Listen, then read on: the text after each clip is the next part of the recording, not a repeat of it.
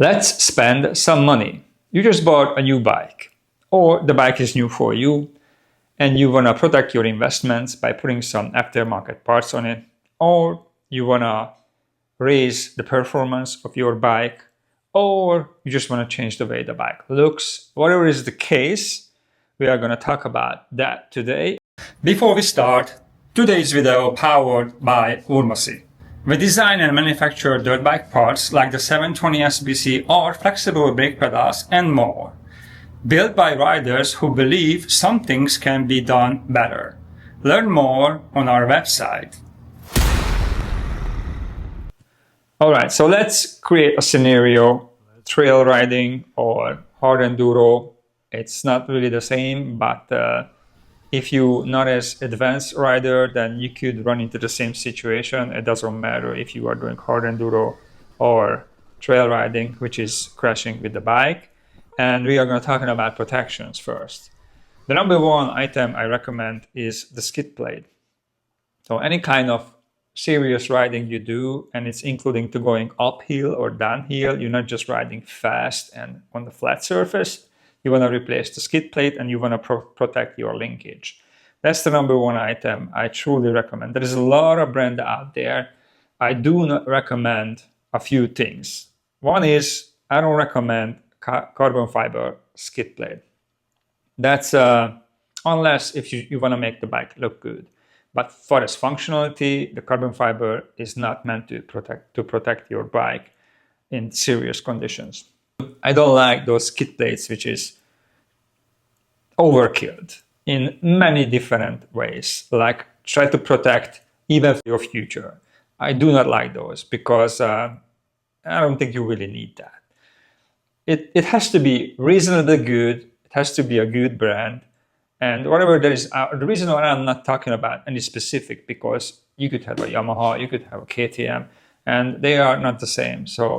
But I'm pretty sure you can find some skid plates which is suitable for you, not overkilled. Price-wise, it's pretty reasonable, but you want to protect your investments because there is a lot of parts over there, like water hose, clutch cover, or whatever the case is. You just want to protect the engine and the surrounding to not to break or put hole into it because it happened. The second item you want to replace is the disc guard. It happened with me. I ended up bending my disc and I had to try to fix it on the field, try to make it work. First, I didn't even understand why my brake didn't work, but then I figured out why. And the sad part about it, when it happens with you or when it happened with me, I was up in a mountain and I had to came down from the mountain using the front brake. It's not fun, I can tell you that. Or you can use the engine brake if you have a 4-stroke. But on 2-stroke, you don't even have that. Far as brand name goes, you can go with Bulletproof Design. They're making a good one. The brand is very strong, very, very reliable. They stand behind the product. Or you can buy a cheap one, like I did, a cheap Chinese one. To me, it doesn't really matter what's there because it's pretty much needs to serve the purpose. And far as the thickness and the material is the same, I just go with either or. In this case, I went with the cheap Chinese one from Amazon. I didn't went with the quality one because I don't think the difference is really worth it, but it's totally your call.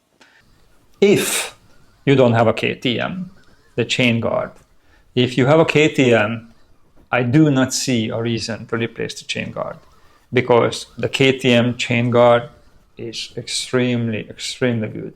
There is better one out there, but you cannot go wrong with the KTM one. I abused mine in a level I couldn't even imagine it possible, but it just took it. It didn't look good, but it still served the purpose. If you have a KTM, you don't have to look out for the chain guard, but if you do not have a KTM, you must. So if you don't have a KTM, but you do have a Yamaha or Honda, that aluminum chain guard is definitely not designed for the type of riding what we are normally do nowadays. And you want to replace that because if that thing gets hit by a rock, and it will change the shape quite easily because it's aluminum, and the things can go sideways from there quite quickly. So there is a lot of good aftermarket chain guard brands out there. I'm using Acrebis. I probably butchered the name. I really like that brand, the way it looks, the way it works. And that was one of the first things I replaced on my Yamaha, even if I'm not necessarily riding up in the mountains, just straight and fast. But I do not want to take my chances with that aluminum chain guard because it's just, I don't want to say it, but I do. It's crap. Now this is an important one. Handguards.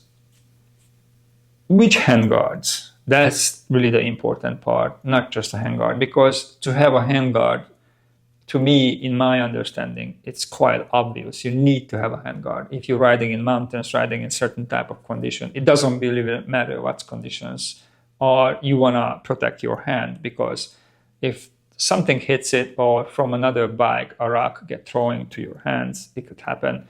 That's not happened with me, but I had my hand hit quite hard. I wasn't pleasant, let's just say that, because I used the OEM handguards and it just didn't protect as it should.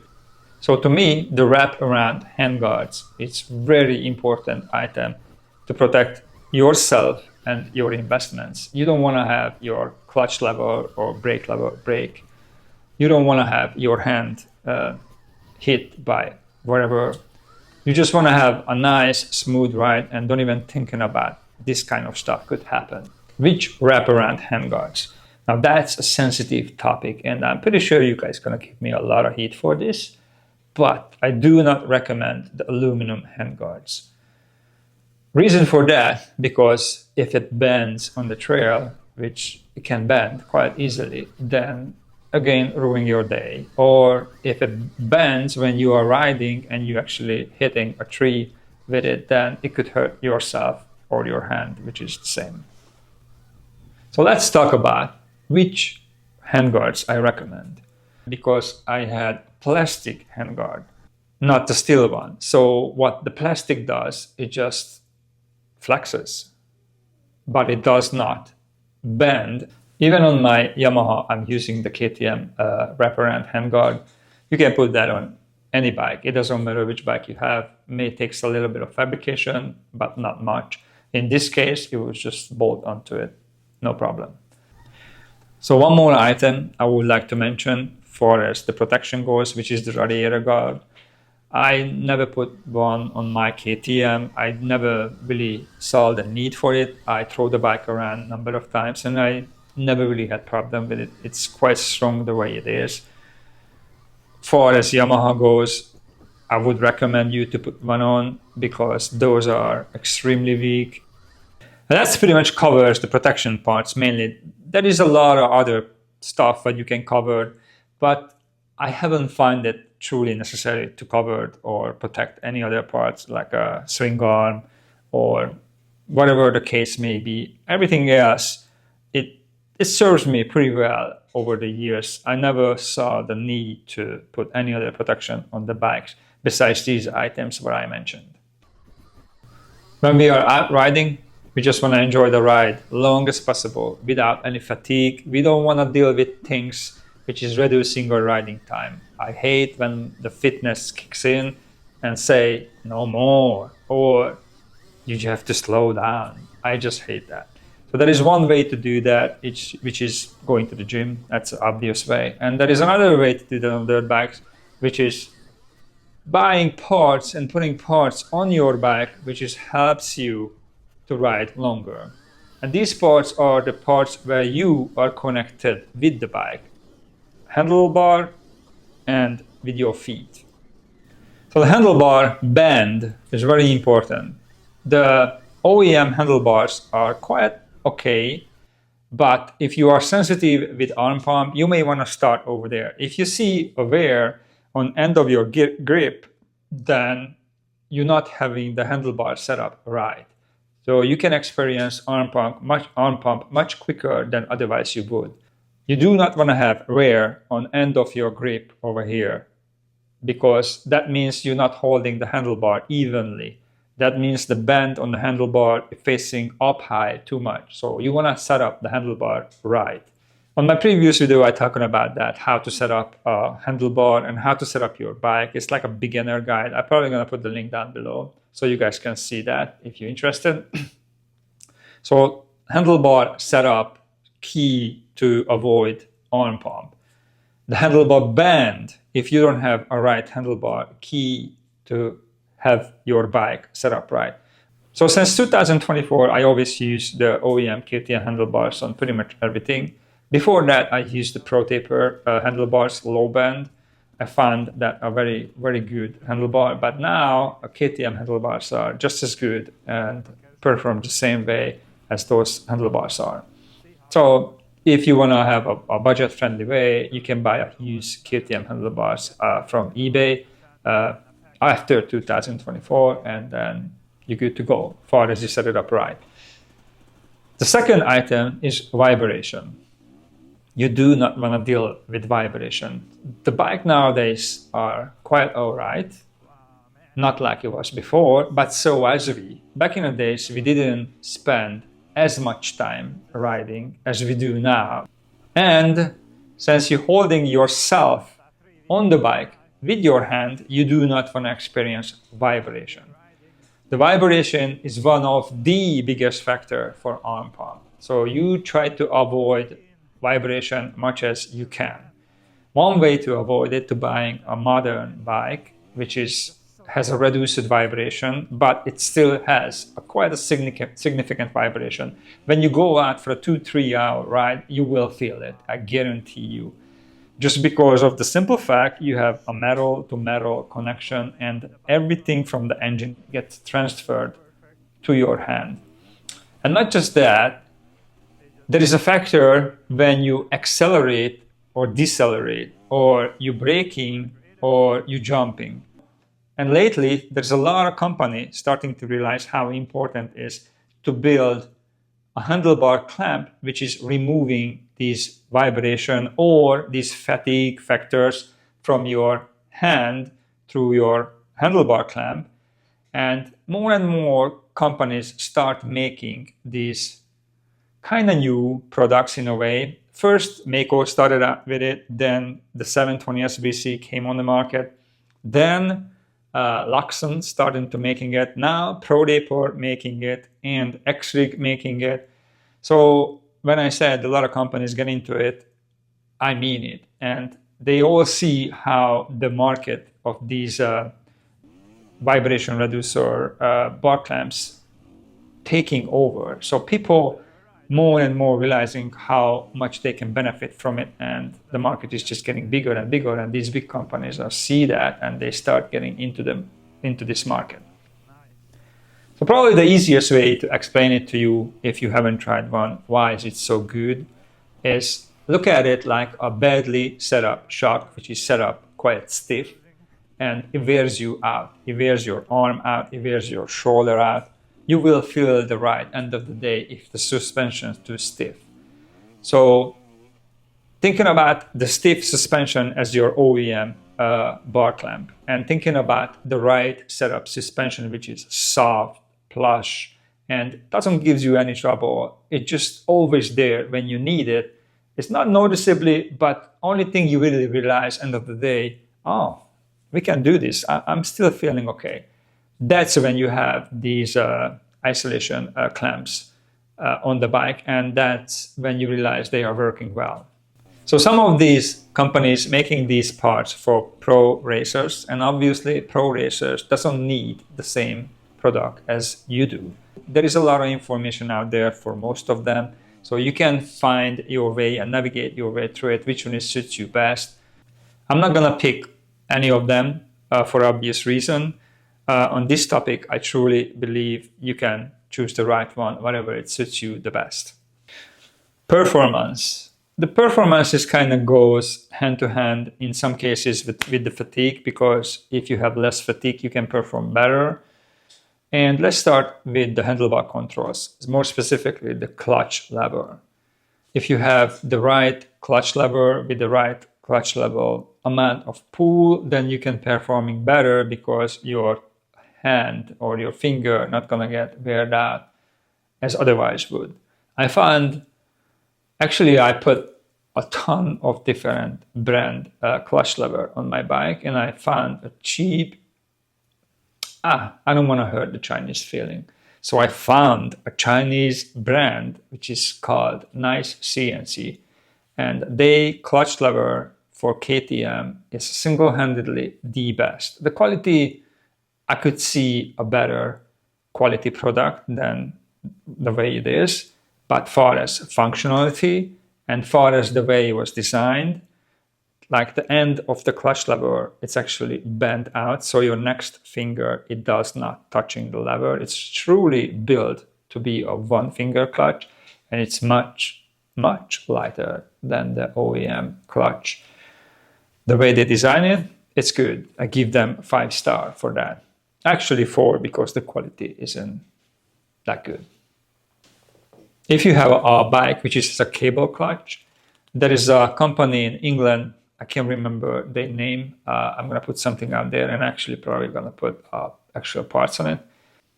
They are actually putting 2 holes into the clutch lever. One is the OEM hole, and one below. If you put your clutch cable in the one below, it gives like 25% less clutch feel. So it's quite a good one. It's not as easy as the KTM, but it's definitely way easier than any OEM. And it's made for that. You don't have to pre-drill it if you are expert of this situation. Some of the people over here in the States, they actually just drilling it. They notch the hole in there, and they can make it work on any clutch lever, but this one actually is made for that. So you don't have to do anything. You just put it on, and it's actually a nice one. These upcoming items, I cannot emphasize highly enough how important are they. Number 1, suspension. You really want to have your suspension set up right. I cannot tell you enough to have the suspension set up right. Soft. You don't want to have it hard. You want to have it soft, just the way you are riding. Not your body tells you to do this and that. The way you're riding. If you're not going fast as your body does, then you don't need a hard setup like he does. Very important to have the suspension set up right. Again, the other video link below, it explained that to you how to do that. Next item is the tire. The tire is the single most important item to have the best performing bike at your conditions. Whatever you're riding up in the hills, riding desert, whatever you do, you have to have the right performing tire at that particular condition what you're riding on. Number 3 is the seat cover. You do not want to move your weight on the bike when you're sitting on the bike, because if you're braking, you move your weight forward, you're changing the way the bike reacts. If you're accelerating and if you move your weight because your seat is slippery, the OEM seat is slippery, and you're sliding back, you're changing the way the bike reacts. You're actually giving more traction on the rear, and you can lift up the front much easily, and you have a less performing bike. I don't feel the need to talking about aftermarket exhaust, racing fuels, high compression pistons, none of that stuff. I don't think most of us need that nowadays. These bikes, these new bikes, are perfectly capable of serving most of us. You can set up the way they want it. You have a phone, you can link the phone to the ECU, and you exactly can do whatever you want to do with the bike. If you have a KTM, you just push the button, you can change your power mode, or you can put another ECU in there. But the bike itself could perform in a large scale. It wasn't the same as it was before. These bikes are very capable of serving most of us. So I don't feel the need to talk about changing exhaust to making the bike better, because it's good the way it is. Only reason I changed the exhaust because I hate the way the OEM look. Otherwise, I would not change it. But I cannot tell you a single thing what I would change to have the bike perform better, because I don't feel the need to it. I set up my ECU on this bike to have aggressive, because I like to have an excitement. So I was able to change that. So I'm a happy camper because the bike gives me what I need, which is excitement. One thing I would put on the Yamaha is the fan. That's pretty much the case with every bike, KTM, any bike you have. You want to have a radiator fan on it because that's just a thing what we need, because these bikes are performing way better than they did before. The materials are, how to say that nicely, less than it was before to saving weight. And that sometimes create problems, especially when it comes to KTM.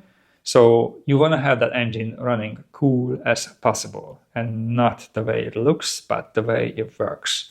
All right, that's my take on it today. I gotta go. I want to play a little bit of games, so I'll catch you on the next one.